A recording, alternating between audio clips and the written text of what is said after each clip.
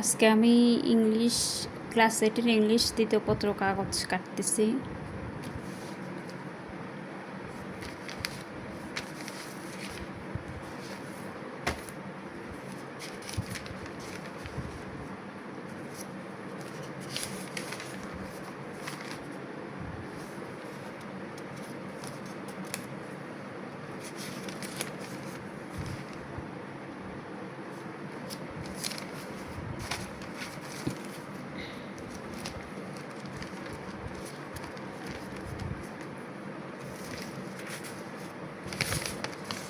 ইংরাজি দ্বিতীয় পত্র 50 মার্কের পরীক্ষা হয়। একটা সুইটেবল ওয়ার্ড থাকে, তারপর সাবস্টিটিউশন ট্রাভেল থাকে, তারপর হচ্ছে রাইট ফর্ম অফ ভার্বস থাকছে, তারপর ন্যারেশন, প্যাসেজ ন্যারেশন, তারপর হচ্ছে ট্রান্সফরমেশন অফ সেন্টেন্স, তারপর হচ্ছে যে ক্যাপিটালাইজেশন অ্যান্ড পাংচুয়েশন, তারপর হচ্ছে যে একটা ইমেল বা অ্যাপ্লিকেশন, আর হচ্ছে একটা কম্পোজিশন থাকে।